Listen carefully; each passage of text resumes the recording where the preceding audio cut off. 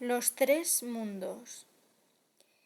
La distinción de los tres mundos, que constituye la estructura general de la Divina Comedia, es común a todas las doctrinas tradicionales, pero adopta diversas formas, y en la India misma hay dos que no coinciden, pero que tampoco se contradicen, y que corresponden solo a puntos de vista diferentes. Según una de estas divisiones, los tres mundos son los infiernos, la tierra y los cielos. Según la otra, donde los infiernos ya no se consideran, son la tierra, la atmósfera o región intermedia y el cielo. En la primera hay que admitir que la región intermedia se considera como un simple prolongamiento del mundo terrestre, y es así como aparece en Dante, en el Purgatorio, que puede ser identificado con esta misma región. Por otra parte, teniendo en cuenta esta asimilación, la segunda división es rigurosamente equivalente a la distinción hecha por la doctrina católica entre iglesia militante, iglesia sufriente e iglesia triunfante. Ahí tampoco puede tratarse del infierno.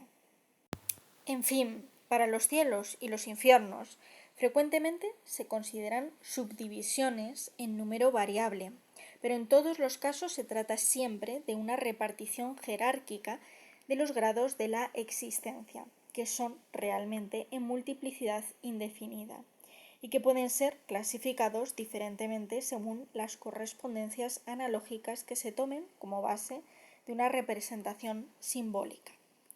Los cielos son los estados superiores del ser.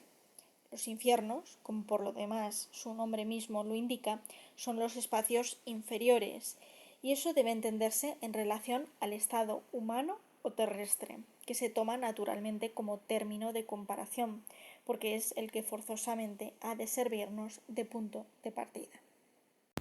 Al ser la iniciación verdadera una toma de posesión consciente de los estados superiores, es fácil comprender que sea descrita simbólicamente como una ascensión o un viaje celeste, pero uno podría preguntarse por qué esta ascensión debe ser precedida de un descenso a los infiernos.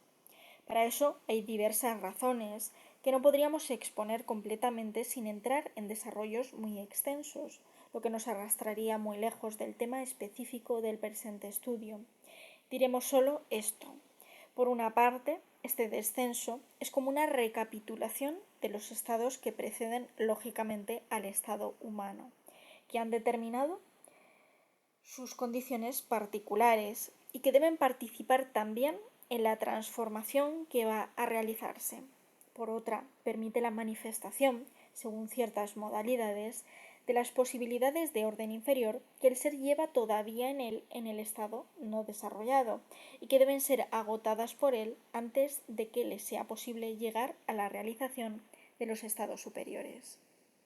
Por lo demás, es necesario precisar bien que no puede tratarse para el ser de regresar efectivamente a estados por los que ya ha pasado. No puede explorar esos estados más que indirectamente, tomando conciencia de las huellas que han dejado en las regiones más oscuras del estado humano mismo. Esta es la razón por la cual los infiernos son representados simbólicamente como situados en el interior de la tierra. Por el contrario, los cielos son realmente los estados superiores y no sólo su reflejo en el estado humano, cuyos prolongamientos más elevados no constituyen más que la región intermediaria o el purgatorio, es decir, la montaña en la cima de la cual Dante coloca el paraíso terrestre.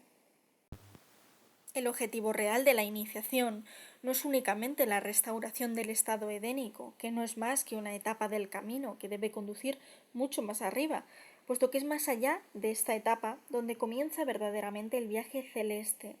Este objetivo es la conquista activa de los estados suprahumanos. Esta es una de las diferencias esenciales que existe entre los iniciados y los místicos.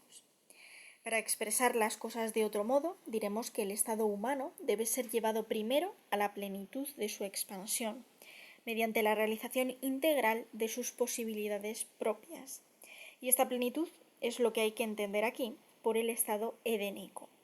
Pero lejos de ser el término, no será todavía más que la base sobre la que se apoyará para salir a las estrellas, es decir, para elevarse a los estados superiores, que corresponden a las esferas planetarias y estelares en el lenguaje de la astrología y las jerarquías angélicas en el lenguaje de la teología. Así pues, hay que distinguir dos periodos en la ascensión, pero el primero, a decir verdad, no es una ascensión más que en relación a la humanidad ordinaria.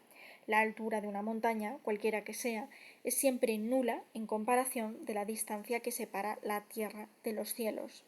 En realidad es pues más bien una extensión, puesto que es el completo florecimiento del estado humano.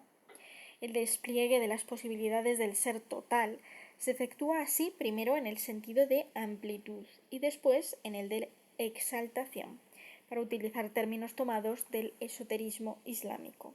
Y agregaremos también que la distinción de estos dos periodos corresponde a la división antigua de los misterios menores y de la de los misterios mayores.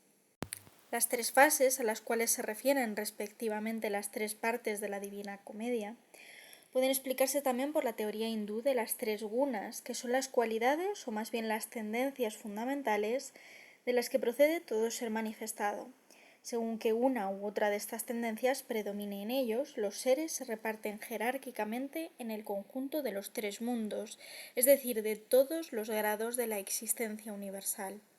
Las tres gunas son sattva, la conformidad a la esencia pura del ser, que es idéntica a la luz del conocimiento, simbolizado por la luminosidad de las esferas celestes que representan los estados superiores. Rajas, el impulso que provoca la expansión del ser en un estado determinado, como es el estado humano, o si se quiere, el despliegue de este ser en un cierto nivel de la existencia. Y finalmente tamas, la oscuridad, asimilada a la ignorancia, raíz tenebrosa del ser, considerado en sus estados inferiores. Así, sattva, que es una tendencia ascendente, se refiere a los estados superiores y luminosos, es decir, a los cielos, y tamas, que es una tendencia descendente, se refiere a los estados inferiores y tenebrosos, es decir, a los infiernos. Rajas, que se podría representar por una extensión en el sentido horizontal, se refiere al mundo intermediario, que es aquí el mundo del hombre, ya que es nuestro grado de existencia el que tomamos como término de comparación, que debe ser considerado como comprendiendo la tierra con el purgatorio, es decir, el conjunto del mundo corporal y del mundo psíquico. Se ve que esto corresponde exactamente a la primera de las dos maneras de considerar la división de los tres mundos que acabamos de mencionar, y el paso de uno a otro de estos tres mundos puede ser descrito como el resultado de un cambio en la dirección general del ser, o de un cambio de guna, que al predominar en él determina esta dirección. Existe precisamente un texto védico en el que las tres gunas son representadas así como convirtiéndose la una en la otra, procediendo en ello según un orden ascendente. Todo era tamas. Él, el supremo Brahma, ordenó un cambio. Y tamas tomó el tinte, es decir, la naturaleza de rajas, intermediario entre la oscuridad y la luminosidad. Y Rajas, habiendo recibido de nuevo un mandato, revistió la naturaleza de sattva. Este texto proporciona un esquema de la organización de los tres mundos a partir del caos primordial de las posibilidades, conformemente al orden de generación y de encadenamiento de los ciclos de la existencia universal. Por lo demás, cada ser, para realizar todas estas posibilidades, debe pasar, en lo que le concierne particularmente, por estados que corresponden respectivamente a estos diferentes ciclos. Y por esta razón, la iniciación, que tiene como meta la realización total del ser, se efectúa necesariamente por las mismas fases. El proceso iniciático reproduce así rigurosamente el proceso cosmogónico, según la analogía constitutiva del macrocosmos y del microcosmos.